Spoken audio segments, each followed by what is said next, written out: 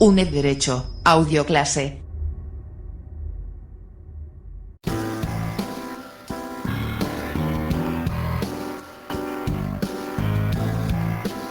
Y vamos a abrir la revista de esta noche con una entrevista a don Francisco Eugenio Díaz, profesor titular de Derecho Romano, que nos va a ofrecer una breve introducción histórica a este derecho.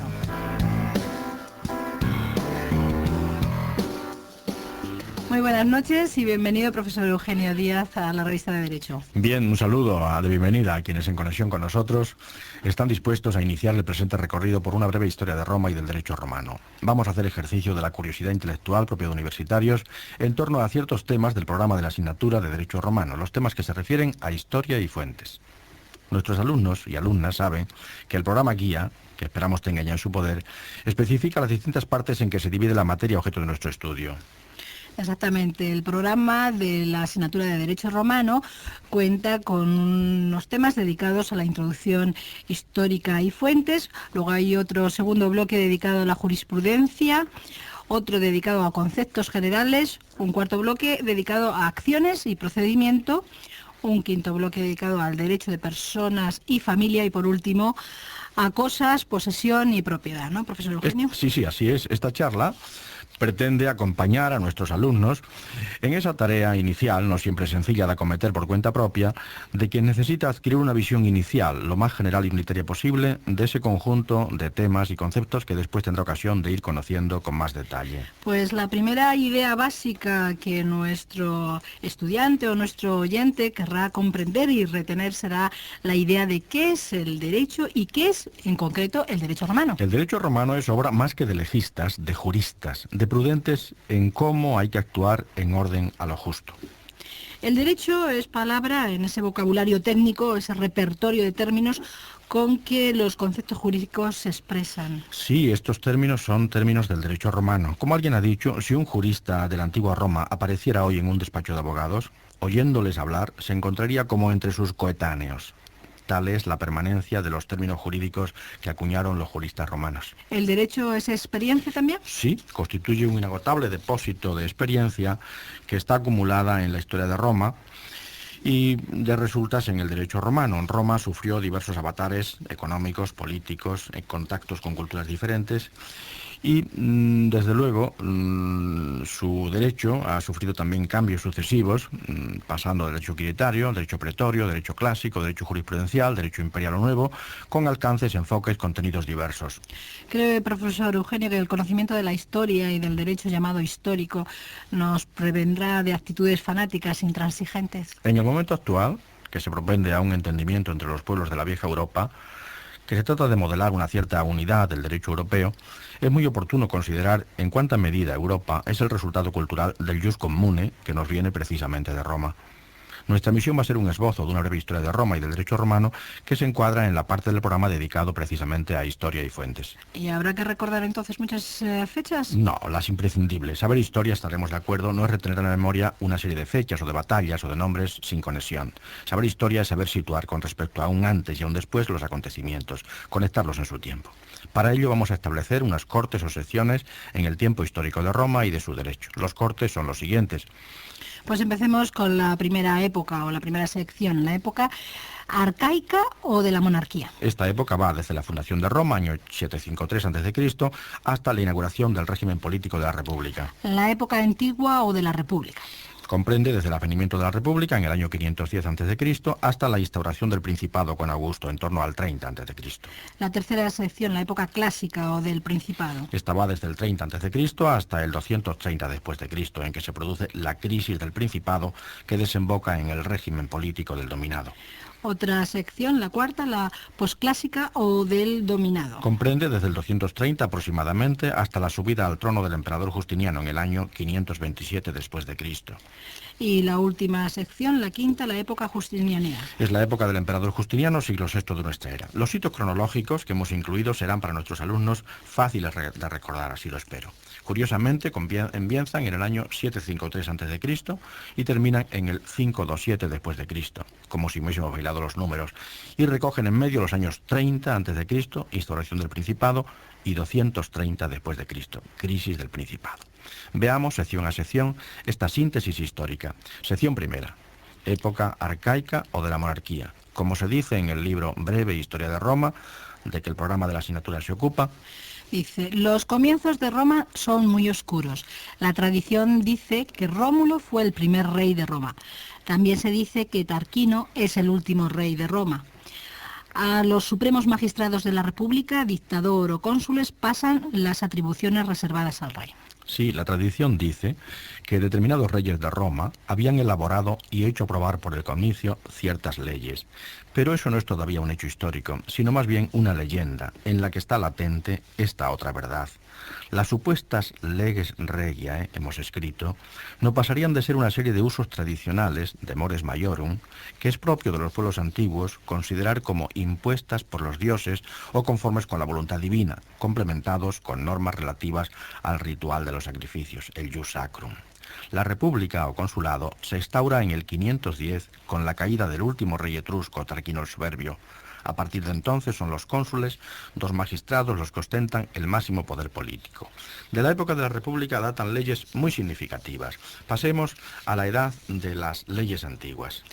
Según se observa en el libro Breve Historia de Roma, la imagen pórtica de esta edad es una fotografía de esa calzada romana que hay a la salida de Roma en dirección al sureste, que es la famosísima Vía Apia. Empezó a construirse en la época de las guerras samnitas, en el 312 a.C. En esa época ya se había aprobado la ley Petelia Papiria de Nesis del 326 a.C. Esta es una ley comicial. Con ella se supera el endeudamiento corporal, dando paso al endeudamiento dinerario. De algo más de un siglo antes de la ley Petelia Papiria de Nesis data la ley de las 12 tablas, año 450 a.C., también llamada Código Decemviral. Pues hablemos del código de los decemviros. ¿Quiénes son los decemviros? El Colegio de los Decemviros es una magistratura extraordinaria que redactó 10 tablas de normas que después fueron aprobadas por los comicios centuriados. Más tarde se nombró un segundo decemvirato que redactó otras 2 tablas de normas. La ley de las 12 tablas es la más antigua obra literaria de la prosa latina. Contiene fragmentos como los siguientes. De un propietario de tierra sea garante en juicio otro propietario. De un proletario ya ciudadano sea garante en juicio cualquiera. Si alguien rompe un miembro a otro, a no ser que pacte con él, aplíquese la ley del talión. Esto es, la ley del ojo por ojo y diente por diente. Los preceptos de las 12 tablas se van desenvolviendo progresivamente gracias a la interpretación creadora que realizan sobre ellos los jurisprudentes más antiguos, los pontífices. Otra de las leyes antiguas es la ley Hortensia de Plebiscitis del año 287 a.C., obra del dictador Hortensio. Se dice que la ley Hortensia equiparó los plebiscitos y las leyes comiciales. ¿Cómo es posible? En nuestra opinión, como se explica en Breve Historia de Roma, lo que en ella se viene a decir es que lo que en esta ley se estableciese obligase a todos los ciudadanos, sin la hasta entonces necesaria confirmación previa por parte del Senado, es decir, sin la autoritas patrum. Los senadores patricios, como se sabe, se llamaban patres patriae, esto es, jefes de la patria. ¿Qué otras leyes de la época de la República merecen destacarse? La ley Aquilia de Danno, que es un plebiscito, una decisión del concilio de la plebe, a propuesta del tribuno Aquilio, que tipifica la responsabilidad de quien causa un daño físico o un quebranto económico. En la culpa aquiliana permanece esta culpa aquiliana en nuestro vigente Código Civil. Otra es la ley Calpurnia de Condictione de hacia el 202 a.C. y finalmente la ley Ebutia de Formulis de sobre el 130 a.C. de tiempos de la crisis de la República y de la caída de Numancia. Como se dice en Breve Historia de Roma, la ley Ebutia reconoce un nuevo tipo de proceso en el que se emplea la fórmula, que es un escrito tipificado en el que consta el planteamiento del litigio. Ahí comienza ya la época clásica. Pues pasemos entonces a la tercera época, la de los jurisprudentes clásicos. La imagen pórtico de esta edad puede ser el templo de la fortuna viril, que puede verse en Roma junto al foro y que data de comienzos del siglo I. Por entonces, exactamente, en el 95 a.C., fue nombrado cónsul el jurista Quinto Mucio Escévola. Por lo dicho antes, al hablar de las leyes antiguas, parecería que el derecho romano es una obra de legisladores y no una obra de juristas. Eso es un grave error. El derecho romano es, en síntesis, un derecho procesal, un derecho casuístico y un derecho jurisprudencial construido por las respuestas de los jurisprudentes. ¿Nos podría decir qué periodo de tiempo abarca entonces la época de los jurisprudentes clásicos? La de más alto nivel va del 130 a.C. al 230 después de Cristo y comprende una etapa inicial que va del 130 al 30 a.C. ¿Y qué jurista destaca en la época clásica inicial? Quinto Mucio Scévola, que fue el primero en sistematizar el derecho civil en una obra de 18 libros.